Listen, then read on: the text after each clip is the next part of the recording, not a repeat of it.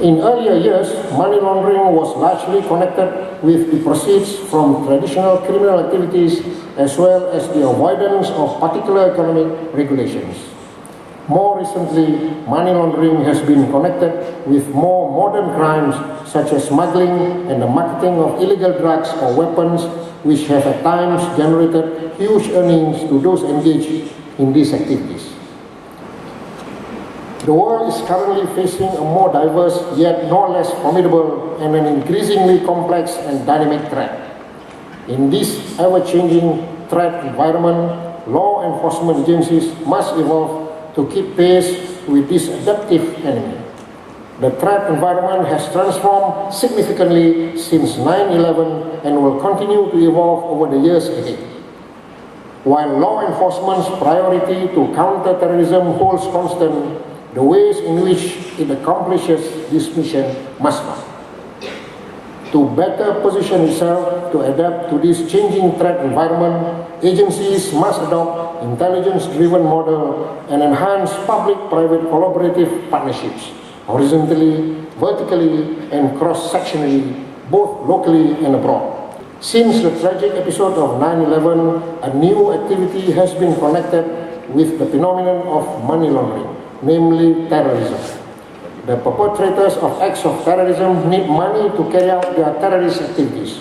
This money must get to them in ways that do not attract attention. In this particular case, it is not necessary that the origin of the money is criminal. In fact, this money could come from legitimate activities. Rather, it is its use that is criminal.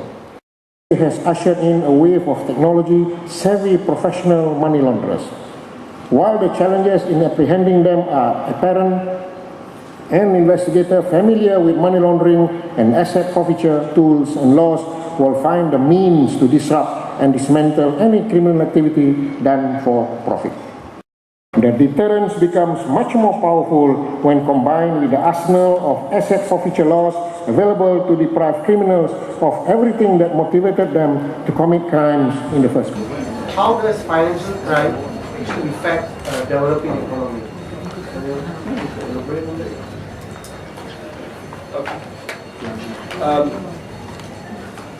In several ways, I would say there is an impact.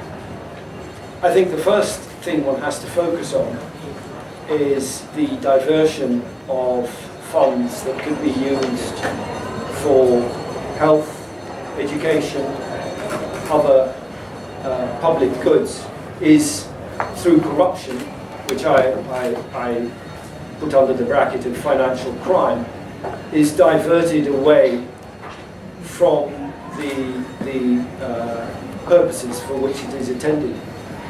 Similarly, bribery can have a detrimental effect on infrastructure projects and building. Countries with high levels of corruption have been affected particularly by damages to their infrastructure, because a company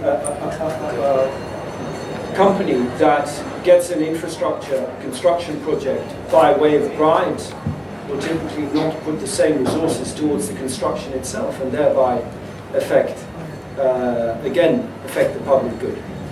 More widely speaking, I think a culture of corruption has a corrosive effect, and ultimately, investors find out about that. When investors realize that this is a country with a high level of corruption, they're going to factor that into their investments. They're not going to have the same amount of foreign direct investment going in there.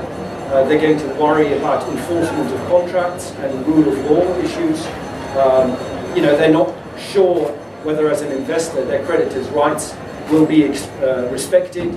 So it has a whole wide array of damaging effects to a developing country, meaning it can't grow and move ahead in the way that it would if those effects of corruption would not be there. Now that's corruption. Of course, organized crime groups taking control of the country, whether that's drugs or trafficking in human or whatever, similarly make outsiders worry about this country, mean that those in control have close links to these criminal networks mean that there is a culture of impunity, imply an erosion of the rule of law. So I think all across the board you can see those effects. I just want to add to that, financial crime can also have very devastating reputational consequences for a country. For example, there were several small Pacific countries in the early part of the millennium that were known as tax havens and offshore financial centers and were blacklisted under the ICCT process of the FATF. And for some of these countries it had devastating effects in that their financial reputation, integrity reputation was damaged, and some of them still find it difficult after all these years to get that reputation back. Even though circumstances have changed materially, the offshore financial centers have been removed, there's better controls in place, but once a reputation sticks, it's very difficult to get you get that process reversed. In some instances, some of these small countries even have difficulties attracting financial institutions after all these years because of the reputation they had 10, 12 years ago. And maybe you could elaborate on specifically on Malaysia. How do you rank Malaysia in terms of Asia Pacific? I'm not going to rank or anything. What I can say is Malaysia is an important member of the APG and is a very active contributor in the APG, and we regard it as a very important partner to drive the process and the implementation of the new standards. As I've mentioned in my presentation, Malaysia is going to be one of the first countries to be evaluated under our new round of evaluations, which starts at the end of next year. And we're really looking forward to working closely with Malaysia in preparing the jurisdiction for that evaluation process.